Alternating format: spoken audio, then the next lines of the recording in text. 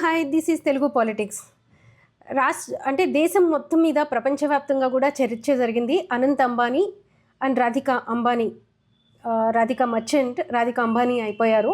So వాళ్ళిద్దరు వివాహం గురించి దేశవ్యాప్తంగా కూడా అంతా చర్చ జరిగింది. సరే, యూట్యూబ్లో లేకపోతే సోషల్ మీడియాలో చూస్తున్నాం, ఎక్కడ చూసినా వాళ్ళ ఫొటోస్, అక్కడికి వచ్చిన అతిథుల ఫొటోస్, ఇవే మనకి ఆ వీడియోసే మనకి కనిపిస్తూ ఉన్నాయి.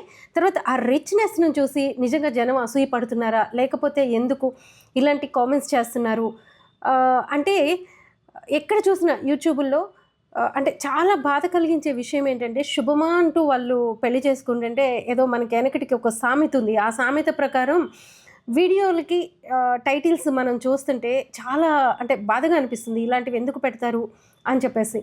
అంటే చనిపోతాడని తెలిసే రాధిక పెళ్లి చేసుకుందంట, లేకపోతే డబ్బు కోసమే చేసుకుంది, ఆయన త్వరలో చనిపోతాడు ఎందుకు చేసుకుంది, ఇది చివరి కోరికంట కదా అంబానీ తినికి. అంటే ఇంత గ్రాండ్గా పెళ్లి చేసుకోవాలి, ఇంతమంది అతిథుల మధ్య చేసుకోవాలి, లేకపోతే తను ఎవరైతే అసలు బిగ్ షాట్స్ ప్రపంచవ్యాప్తంగా ఉన్న వాళ్ళు అందరూ వచ్చారో వాళ్ళందరి సమక్షంలో వివాహం చేసుకోవాలి అనేది తన కోరిక అన్నట్టు అందరూ కూడా. అంటే ఇలాంటి వీడియోస్ బయట కూడా అదే చర్చ జరుగుతుంది.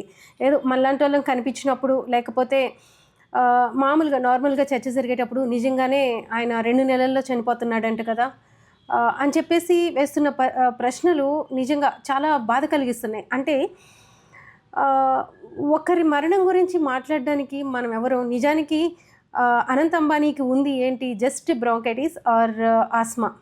అదేం పెద్ద విషయమేం కాదు. ఓకే, అతను గతంలో లావు తగ్గాడు, మళ్ళీ లావు పెరిగాడు. నేను ఎవరో ఒక డాక్టర్ చెప్తుండగా విన్నాను, లావు ఒకసారి తగ్గిన తర్వాత రెండోసారి బాగా పెరిగిపోయిన తర్వాత మళ్ళీ తగ్గించడం అనేది శరీరాన్ని మోసం చేయలేము, అంత ఈజీ కాదు అని చెప్పి చెప్తున్నారు.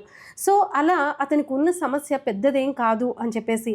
అలానే రాధికా మర్చెంట్ ఏమైనా చిన్న ఫ్యామిలీ నుంచి వచ్చిందా, వాళ్ళ డబ్బుల కోసమే చేసుకోవడానికి అనేది ఆలోచిస్తే ఆ అమ్మాయి కూడా రిచ్చే.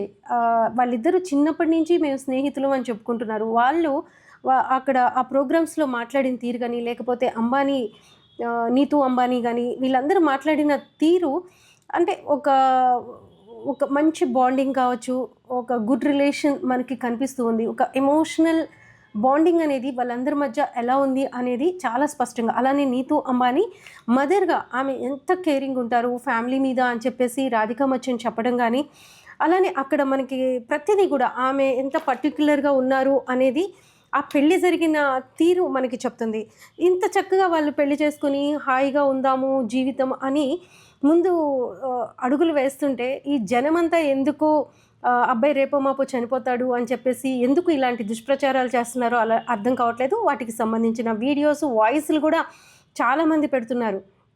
సో అంటే ఏంటి వీళ్ళకున్న ఏమనాలి, శునకానందం అంటారు చూడండి, అదేంటో అర్థం కావట్లేదు. మరి వాళ్ళు అంత రిచ్గా మ్యారేజ్ చేసుకున్నారనా, లేకపోతే అంబానీ కుటుంబం అంత గ్రాండ్గా మ్యారేజ్ చేసిందా, మ్యారేజ్ చేసుకోవడం వలన ఇదంతా వచ్చిందా అనేది అర్థం కాని పరిస్థితి. రాధిక చాలా యాక్టివ్గా ఉన్నారు, చాలా కళగా ఉన్నారు, చాలా అంటే ఆమె మాట్లాడిన విధానం కూడా చాలా అసలు అంటే గుడ్. ఏదో మనకి అక్కడ హస్బెండ్ లావుగా ఉన్నాడో, లేకపోతే అతనికి ఒక వ్యాధి ఉందో, లేకపోతే ఇంకొకటి ఏది అమ్మాయి మనసులో కనిపించట్లేదు. కానీ అదేమీ లేకుండా వాళ్ళిద్దరూ అంత సంతోషంగా ఉన్నారు. వాళ్ళ ఫ్యామిలీస్ రెండు కలిసి అంత గ్రాండ్గా పెళ్లి చేస్తున్నాయి. మధ్యలో ఈ జనానికి ఏమొచ్చిందో అర్థం కావట్లేదు. మీరు కూడా చెప్పొచ్చు, నిజానికి ఇలాంటి కామెంట్స్ చేయొచ్చా? అదే మన పిల్లలో, లేకపోతే మన సోదరులు ఎవరున్నా సరే మనం అలా చనిపోతారు అనే పదాన్ని వాడొచ్చా?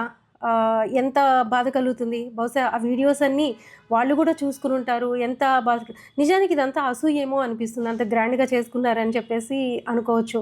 కానీ ఇక్కడ చూసుకుంటే అంబానీ వాళ్ళ ఇంట్లో జరిగిన పెళ్ళి వాళ్ళకున్న ఆస్తులతో పోలిస్తే చాలా తక్కువ ఖర్చుతో చేసినట్టే. ఎందుకంటే ఆయనకున్న ఆస్తులు తెలుగు రాష్ట్రాలు, తెలంగాణ, ఆంధ్రప్రదేశ్ బడ్జెట్ల కన్నా కూడా, సంవత్సరం బడ్జెట్ల కన్నా కూడా ఎక్కువ. అంటే 2 రాష్ట్రాల బడ్జెట్ని మెయింటైన్ చేసే దానికన్నా రెట్టింపు ఆస్తి అంబానీకి ఉంది. మన చిన్న ఫ్యామిలీస్లోనే, చిన్న ఆదాయాలున్న ఫ్యామిలీస్లోనే 15% అంటే దాదాపు 15 లక్షలు ఒక నార్మల్ వివాహానికి ఖర్చు చేస్తారు. కనీసం ఆయన ఆస్తిలో ఉన్న ఒక 15% ఖర్చు చేస్తే ఇంకెంత గ్రాండ్గానో జరిగేది, ఏ చంద్రమండలంలోనో లేకపోతే ఇంకెక్కడో. సో హ్యాపీగా వాళ్ళిద్దరూ పెళ్లి చేసుకున్నారు, ఆ కుటుంబం సంతోషంగా ఉంది. అందరూ మనం కూడా విషెస్ అంటే అసూయ పడకుండా వీడియోస్ అన్నీ చూసి విషెస్ చెప్తే బాగుంటుంది. రేపో మాపో చచ్చిపోతారని కొత్తగా పెళ్లి చేసుకున్న వాళ్ళని అనకుండా ఉంటే బాగుంటుందేమో. అంటే చాలా చూసిన తర్వాత ఈ వీడియో చేయాలనిపించి అంటే ఎక్స్ప్రెస్ చేస్తే ఏంటబ్బా వీళ్ళకేంటి ఇంత బాధ, చచ్చిపోతాడు, అసలు థంబ్నెయిల్స్ చూస్తుంటేనే చిరాకు వచ్చేస్తుంది అన్నట్టు. మరి ఎందుకు పెడుతున్నారో ఏంటో అర్థం కాదు. అంటే రేటింగ్స్ కోసమో లేకపోతే వ్యూస్ కోసమో వీళ్ళు అబ్బాయి చనిపోతాడని పెడితే ఎంత దారుణం అది కదా. మీరు కూడా దీని మీద కామెంట్స్ పెట్టండి, మీరేమనుకుంటున్నారు అని.